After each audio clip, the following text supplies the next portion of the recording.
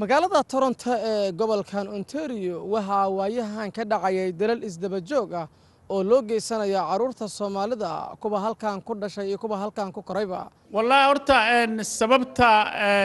loo dilay waa kala duwan tahay yani maaragtay 20 sano ugu dambeysay hadii aad maaragtay maxkamadaha Toronto aad tagtid ama jeelalka Toronto aad tagtid predominant ama qaalib sida u badan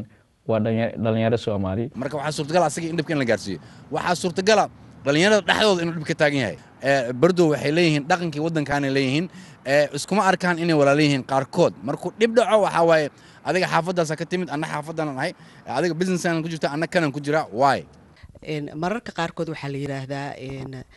ilmaha la dilay ama waa ilma ku jiray waxyaabo xun aan wanaagsanayn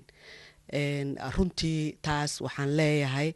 badankoodu caruur fiican weeye iskool dhigtay haday xataa iskool aysan dhigan shaqaysanahaya haddaan kaaga soo qaado tusaale wiilka iyaga warsame wuxuu ka shaqaynayay Montreal wuxuu yimid axadii isniintina waa la dilay magaca waxa la yiraahdaa Maxamed Cali Guray waxaan ahay aabihii wiilkii maalintii dhowta la dilay warsame cali geeridu qofka soo ku imanaysa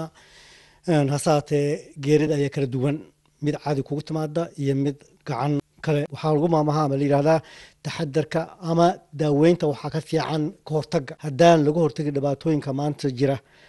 kulleeyba waxaan noqonaysaa dhibaato maadka weyn imanayso marka waa laga baarmaan inuu bulsho weynteenu gacan qabsano waay maxay u dhacday qof kale marka la dilo aan maaragtay ama Soomaali ahayn in dhaqsadiiba loo soo qabto laakiin qof annaga naga mid ah ama Soomaalida ka mid ah marka la dilo maxaa loo soo qaban waayay maxay yani ma dhiigeena miyaa ka raqiisa dhiigaga kale yani maaragtay hal ruux mooyee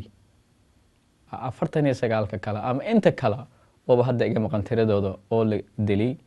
hal ruux oo loo qabtay ma jirta waxa ka kala celinayo waxa weeyaan waa nidaamka iyo systemka annagu Soomaalida marka waxa loo baahan yahay nidaamka iyo systemkaas in aan aamino